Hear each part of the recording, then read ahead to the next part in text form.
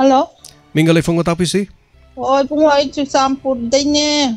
Churchanpur da lebiramba. Chusampur da leiba avdingna Moiranggi camp. Kai makha ta haijage. Habiu. Try tauba. Sidi laiba khawumdana phangge. Tang ahomgi ahing nungdangi pung nipan daina pung ama makhai da thokibado yam nungai taba puning da sum leibada ko. Tang haidok ke khanba. Haise. Khala ka sum kapning ba ko. Churchanpur dadi kari tawraga lei haibadi sum yum do oina housewife oina leibibra business ka tawbra dukan ka phambibra ke thel phambibra. Koi Chusampur bazar old bazar da dukan phamba. Koi maitai na yamani dukan pareng do. MLA Hangkhalian gi yumni koi na phamise. My building makhada. Do kan manghore dukan ga gudam maniga tawbikre lokthokpikre pochai ko. Du matungda yumsu leita yam wana sujaraga koi si leijarakpase Champura koi gi mapa gi moi forefather hai tare koi gi kubo pokpado adu ihan hana Champur gi man wari lirambada jungle se kokhoga leirakpani hayo adu matamda moi gi koi gi lamdugi Champur bazar city mapu thau ama leiba yalhangana maga moi mi taruk taret khatang du matamdadi sa ka isu yami ka haiba ma wari torbada ko mai bul thalaga koga leirakpani na tawdana aina Champura sakhiba matamda adu baina leiye khoise adu hansing mathang leifidabadagi apa hoy khoi dum khoi ku boi chu tukan phamamdana tawrami Champur gi mamtob lekai haiba sida leibane ba mamtob lekai hai sa khoi yum meite kun muktai ba nakse hoi adu gor chandra gi lai sangam lei mamtob lei ko mit ta sum kari hai sing ura sum kapning ma hai tare chen hoi amwana honaraga tawlakpa yum sajarakpa kaidauba isa singlai tamakpa mayam loina munbi hauraga moina yam thajade nungdang do ko che numitudi moigi mars rally ama leibana maram morakanda dukan sing da thong lolona thong loina loli hai chumra khoi se ayung hang uraga moi 10 dagi hawni 13 de hawni do khoi thong lon thala sang e ba yumda akoi gi yum se Champur police station dagi kap chhum lom thang ag leibane ba main road ne ba ando khoi tari si am nak ne khoi le kai se main road police station ga adu sum yum da leire moina law se ngak pa phi ba phang na law bane ba ma ri le lak pa da akoi sem biren chai akam peta ko mai tai chai akam peta akoi di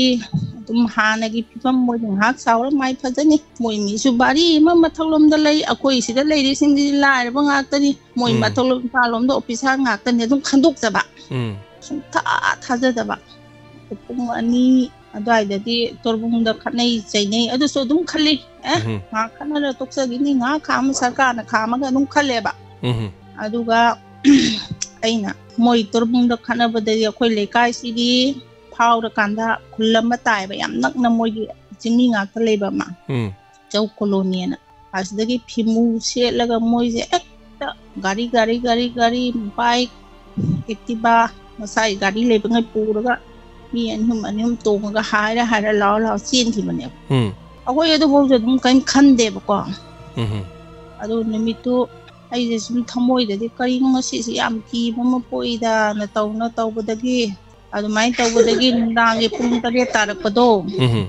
adu dai di moi ta kangchi je post se mathang phing buduna ki bai masagam oire ba ade ko ne sidi atayam cha roi ngak lei thok che na phane ga ma phi ma isa sing do hapen na mam tawraga seli se tawraga yum je solo lamaga koi gi chingmi em le ba koi le kai da ma yum da koi meitei le me am de loi le ba ne adu maning dang ba le kai da le ba na khara kanu tawdana koi gi turen nam le do lot na re ba adu mai taw budagi hana moi ne ta koi hek koi thok po thom da de koi thawai mangani ꯑꯩꯈꯣꯏ ꯍꯦꯛ ꯆꯤꯡꯃꯤꯒꯤ ꯌꯨꯝ ꯆꯤꯡꯃꯤꯁꯦ ꯑꯩꯅ phone ꯇꯧꯔꯒ ꯃꯤ ꯂꯣꯏꯅꯗ ꯆꯪꯅꯔꯝꯃꯦ ꯑꯩꯈꯣꯏꯅ ꯊꯦꯡ ꯆꯪꯉꯦꯕꯀꯣ ꯄꯨꯡ 9 ꯑꯗꯨꯋꯥꯏꯗ ꯊꯣꯡ ꯍꯥꯡꯉꯣ ꯇꯧꯔ ꯆꯪꯕꯗꯒꯤ ꯃꯥꯅ ꯑꯩꯈꯣꯏ ꯍꯦꯛ ꯆꯪꯕ ꯑꯩꯈꯣꯏ ꯌꯨꯝꯁꯦ ꯑꯗꯨꯝ ꯃꯩ ꯊꯥꯈ꯭ꯔꯦꯕ ꯃꯣꯏꯅ ꯇꯧꯔꯤꯁꯦ ꯅꯤꯛꯏꯗ ꯍꯧꯖꯤꯛꯁꯨ ꯆꯦꯗꯤꯀꯣ ꯅꯨꯡꯁꯤ ꯀꯨꯏꯅ ꯂꯩꯔꯕꯅꯤꯅ ꯃꯐꯝꯗꯨꯗ ꯅꯨꯡꯉꯥꯏꯇꯦ ꯂꯣꯏ ꯃꯥꯡꯍꯧꯔꯦ ꯌꯥꯝ ꯋꯥꯅ दुकान फंबैसे कछु तोंब नते हवाई मुसोरी किलो योनबदा रुपा मखाई खतनी तोंबसे वा वाना होनरगा युम कई साजबा लम तू लेसिलेबा ओन मांगे बु पाई लेते को अदुबु चेना खनबददी मोइसे हौ अखोइसे मानिन नमता नाहेंदबदु मोइ ताहंदबदु मोइ प्लान से याम चावबा प्लान नेबा अखोइना मोइसे अखोइ सरकार नको अइना इचेना हाइजनिंगदु अखोइ सरकार न मोइसे थेम हाउ मिठाई पिजरगा तौबदगी कोनंगददी मोइना सुम अंगांग सी चागे हागा पीबा ngamdaba पोट अमा निरकपदो अदुनेना खले अइ वाखन इचेना को मोइ सुम नाउ चाहनबा खोइ लेबदसु मोइना टैक्स लौबनेबा ओइरेबा मोइ लखलै टैक्स को इबुंगा टैक्स लौवेबा टैक्स थीबा थागी ओइना खोइ अदो इम्फाल दा कोकी सिंग लेबदी इम्फाल दा लेबा कोकी सिंग ददी टैक्स लौदे मितै सिंगना खंगी अदुबु लैबा यानबा हना कैदौरुगनो नको कनामता मनिन मा नाइनदे तौरिसे खंदे यान तादे इचे अदुदी कुइना चोरचानपुर दा लेरकपगी कोकी गी लोन दि खंबिब्रा मिजोगी लोन कोकी लोन खंबिब्रा खंगी सिना सिंगांगिनी सिना सि मोइसे हौजि कुकी न सतखिबनी मोइ जाति याम यामी बुंगो मार जौ पाइते लई कुकी लई अदगी वाईफाई गांगते सिमते को लुसाई याम मोइसे हौजिक न मोइना कुकी हाइना तौरेसिना कुकी KNO कसु से अयाम्बा सरकार कनो ओने लेनै देना मखादा पुन्ना ससर कुकी न हाइबा वाने जाति यामेबा होय चे अदु बिचे हुजिक्सी लेंगांगना करिगुम्बा यानारेना खलसी अमुक हना चोरचानपुर युम छारानी यानारे इंग तप्पगी सोय तौनरे मोइसु सोमदा लानी खोइसु दोमदा लेरनी हाइना हाइरिंग खलसी चे अदोरदी चोरचानपुर दा मुक चटखिगेना खनबिब्रा से होइगी फैमिली गी वखंददी को चामपुर याम नुसी अखोइगी लेहौरिबा उमंग लाई करी खरा को और संदगी खोइगी मामतोप थुगाई खरे आई खोइगी बिम लोइना चुचामपुर लेबसे से वाम हाइगेबा थुगाई मतुंगदा चेक लौथोबा मतुंगदा मई थारे थुगाई मतुंगदा चेक सु योनबी योटेक सु योनबी पूरा इफुल में प्लेन होजिक को अखोइगी सु मी लई वारिनी त नंबिरो त थाबिरो हद दम थाई लई होजी खुत सु को सास मकुत लोइ लई पूरा प्लेन नि मोइ संतोइसे अदुगा अखोइगी लाइसंग थुगाइरे लाइसंग थुगाइरगा लाई मंग कथले गौल चंद्र मोइनो को तौसन मोइ सु नोंमदि असुंबा मदि इसोर अदु आई सु खलम इसोर सु ममितांग जाला अखोइगी लाइसे करा रोमदा चंगग लई न जे नुंगाइतबा तो